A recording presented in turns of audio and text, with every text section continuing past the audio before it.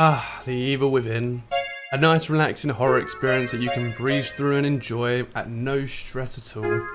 Adoring character to love, romances to be questioned, a story of a man going to his limits to help reunite with his wife and child.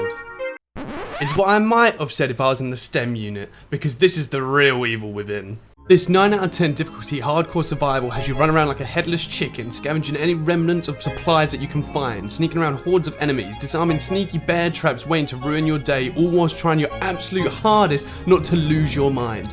15 chapters of butt-clenching moments, horrific scares, close encounters, all to receive that juicy platinum trophy.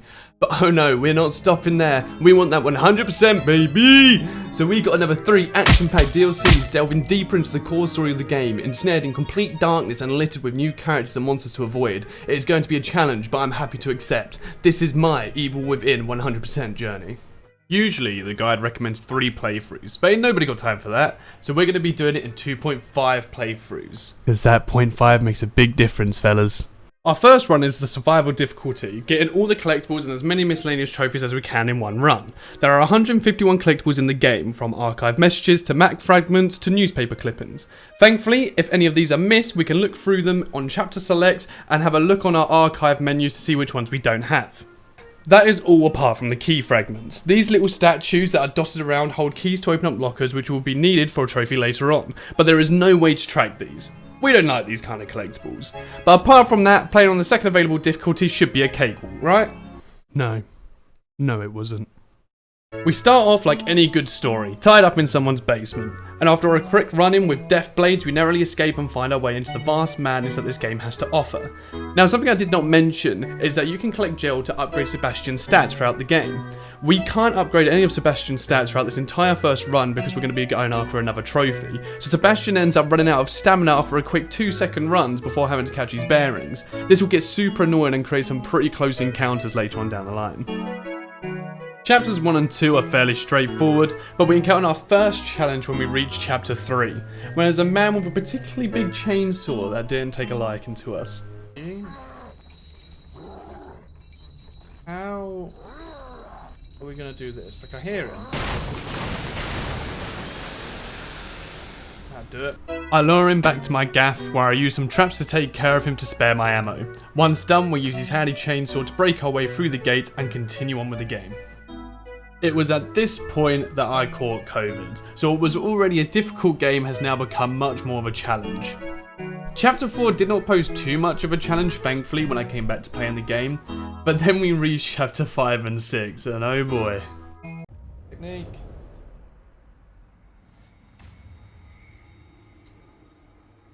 Remember her? Remember her? She's drowning. Kidman, that's her name. Joseph, are you alright? Chapter 5 has you fight waves of enemies whilst Joseph tries to disarm the trap. There is a miscellaneous trophy here that goes alongside this section where you need to keep Joseph from being hit this entire section, but we go through that further on in the level. But for now, I cough my way through the waves of enemies that they keep handing at us, and after many failed attempts we finally see Kidman freed and we make our way onto chapter 6. Although short, chapter 6 has you fight against Laura for the first time. You see, Laura can take a lot of bullets, but she is not a big fan of fire, so using the resources provided and a lot of trial and error, we managed to burn Laura away and make our escape.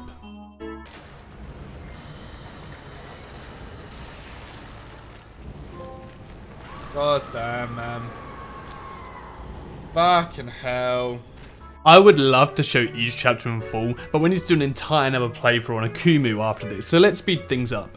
We make our way through the underground until we eventually reach the outside, where we traverse the broken city terrain, across a hanging train, fighting weird monsters along the Wayne, until we finally reach the hospital again, where we have our final encounters with Ruvik and say bye-bye in an explosive way. Fucking hell. I cleaned up the miscellaneous trophies we had remaining, but here's a little fun fact for you. One Man Army, the trophy that requires you to get 400 kills, well, it's bugged. It actually requires near 800 to 1200 kills. I just missed the trophy for it, but I just got the 400 from basically the best way for you to do it is to play through chapters 2 through 6 and then go to New Game Plus and play it again, and I've just been doing that. And I'm only on my second playthrough of it, and I managed to get the one-man army trophy. So that's easy enough. Moving on to Akumu. Oh, Akumu difficulty. The real reason this game's a 9 out of 10.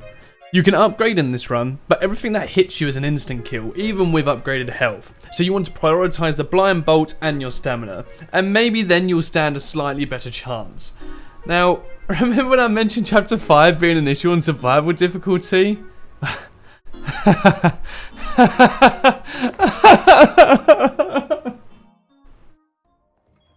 Right.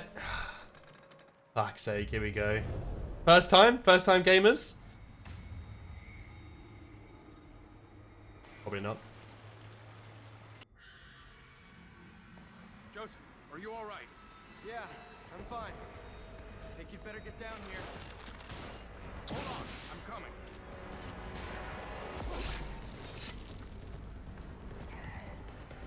Shit, let's hurry up. Okay, let's see. I want to try and see. No, game. Why would I want to kick the body on the ground, game? Just answer me that, please. Why would I want to kick the body on the ground? I very much wanted to kick. Wanted to hit the other person. Fucker. No. No. Not like this. The guy didn't even do a hit animation.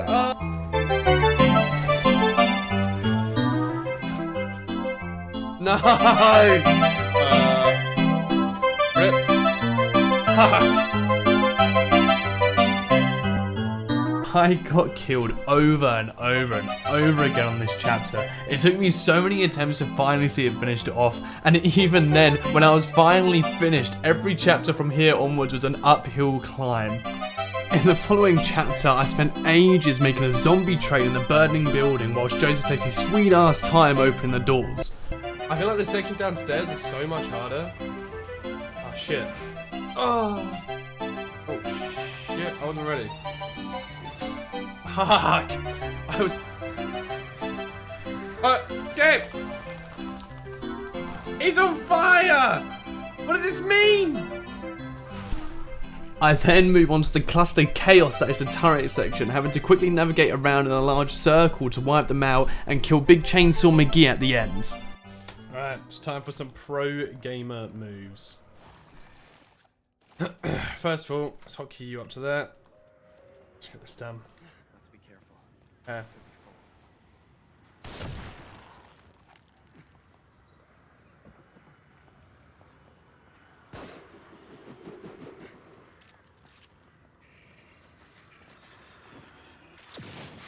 Get to cover. They're shooting from above.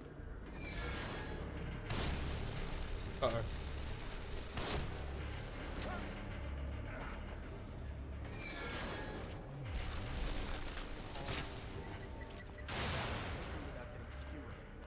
Okay.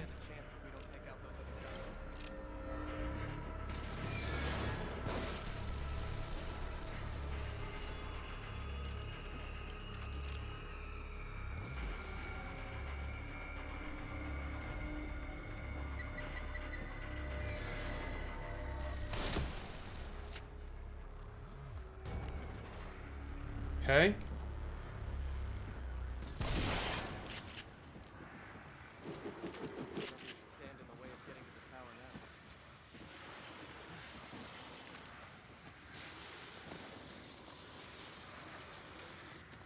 Okay, perfect. Right.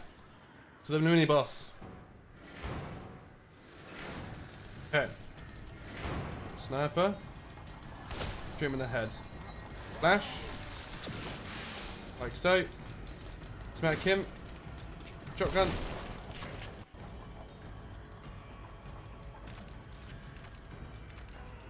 Ah, look him go. Perfect. He's out of there, boys.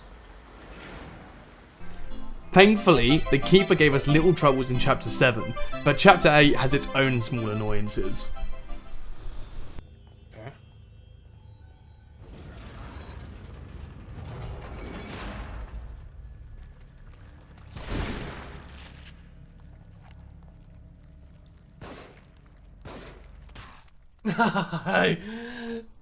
What is that movement?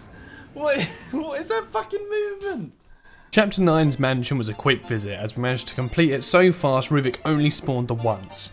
So then we moved on to Chapter 10, 2 boss fights in 1, Akumu difficulty, starting with Laura.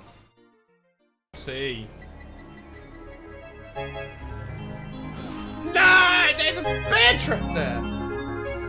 Right, now we know. Or dodge it.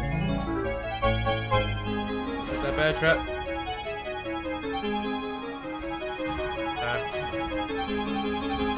Fuck you lot. Fucking... I forgot about the bear trap! I forgot about it! Same baby we did last time?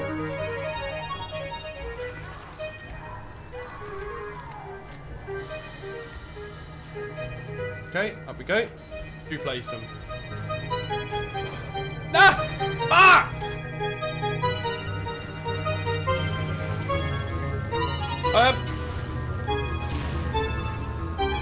Hello?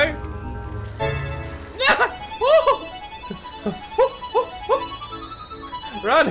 Run! Run, Sebastian! Fuck that bitch, man. Oh, god damn, that was close. Using the speedrunner's technique from Jigsaw Killer to finish off the alpha, I have a huge sigh of relief. Most of the Evil Within community seems to agree that Chapter 6 and 10 are by far the worst, and from now onwards, I thought I was in for an easy run to get this platinum. That is until the construction site encounter in Chapter 11. So many hours, man. I spent so many hours.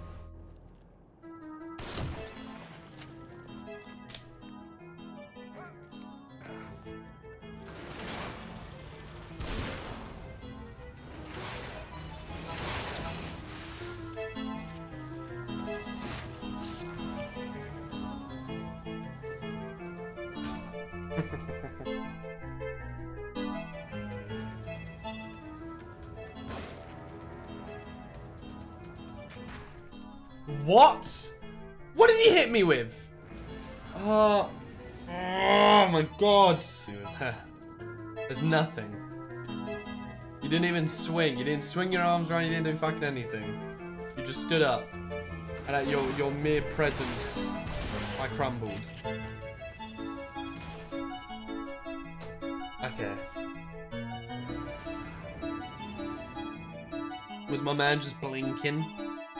Was my man blinking at just the precise time that my flashbang went off?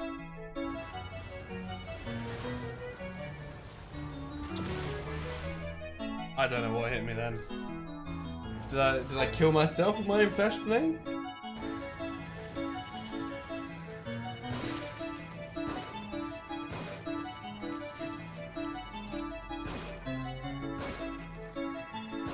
Can you die, sir?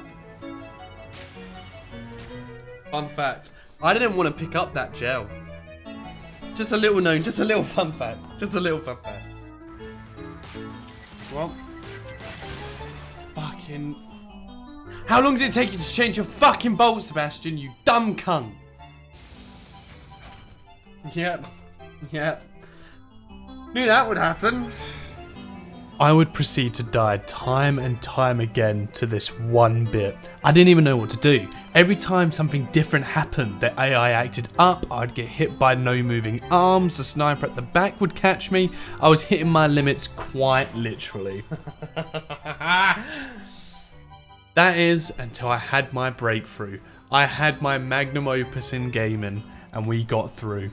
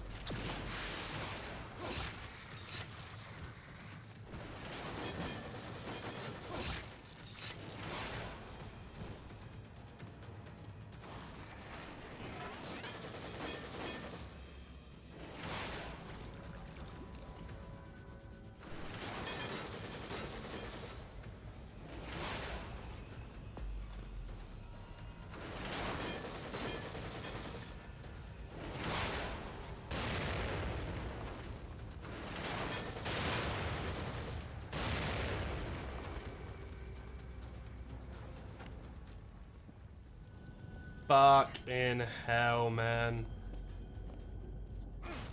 What the fuck is that? I've got like nothing.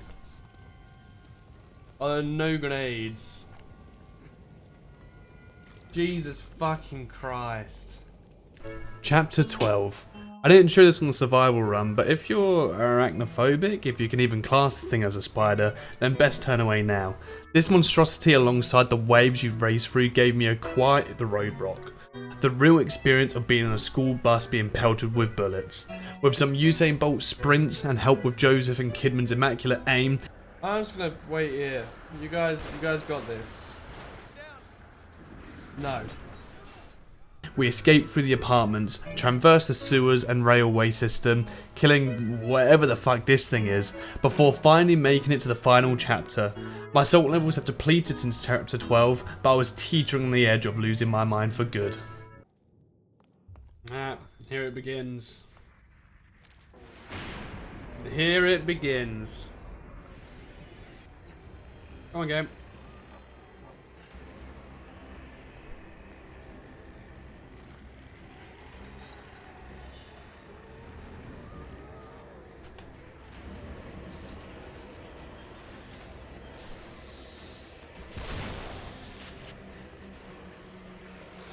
Okay, good start. It comes at no shock the amount of times I would die just at the beginning part of this encounter, but regardless of what Vast tells us, I tried and tried again, and eventually I made my way through, collecting the rocket launcher so nicely presented to us by our old friend, and finishing the Akuma runoff with a second bang. Am I dead? Oh my god, fuck no.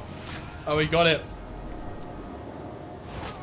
Oh, just one more shot.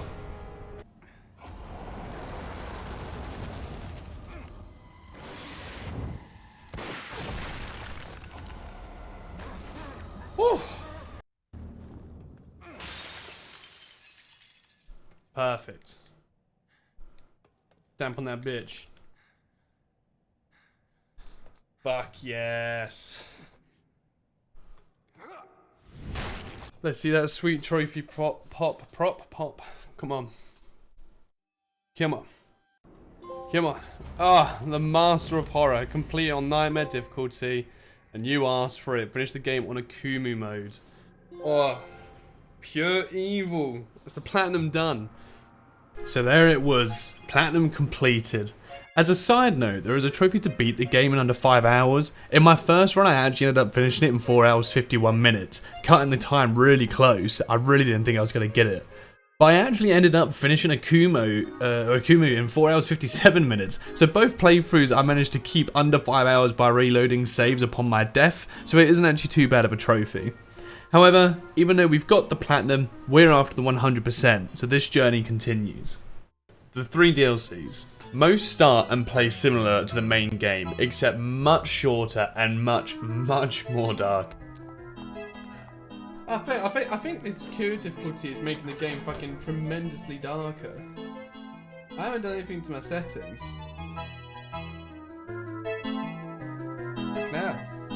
You play as Kidman in The Assignment and The Consequence, finding out about her real mission all along within the STEM unit as she races to try and catch Leslie for the Institute. But the deeper she goes, the more she discovers, and she has to betray her company whilst also avoiding Ruvik. The DLC focuses a lot more on stealth, so this is why these 2 DLCs I just absolutely adored. I love stealth more than I do just full out combat. And also we get to see some sexy pair of legs. Oh, sexy leg. Hello? But no person should have to fight between sexy leg lamp lady and their partner. So we put legs down and save the most beautiful black cat and escape the STEM once and for all. We took care of miscellaneouses that we didn't quite get through chapter select before we moved on to the Kurayami difficulty. Am I saying that right? Karururu difficulty.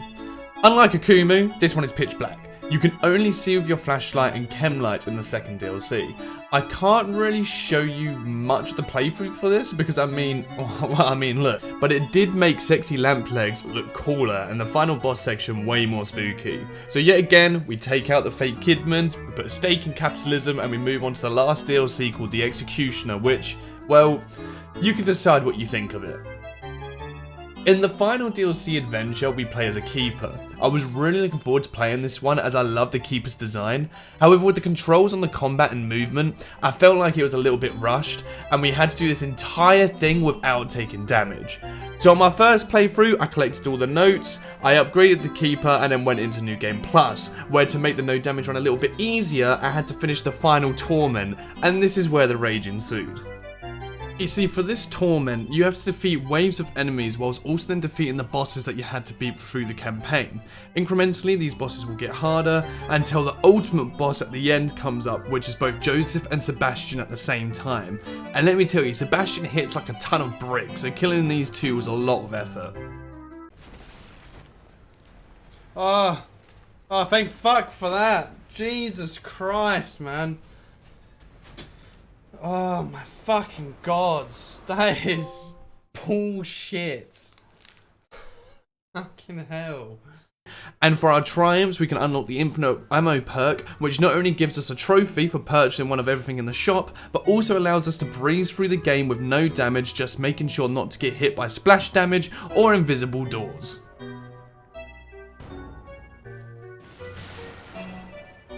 Wow, game. Actually, wow. Eventually, we prevail, killing the Dark Keeper with the spikes and sacrificing ourselves for our daughter.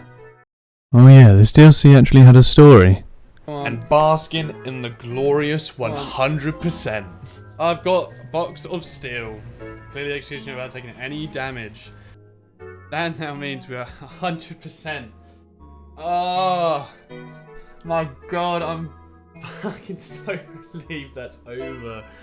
I had so much fun doing the Evil Within, the DLC 1 and DLC 2, even the Akumu difficulty, man. Even the Akumu difficulty I had fun doing.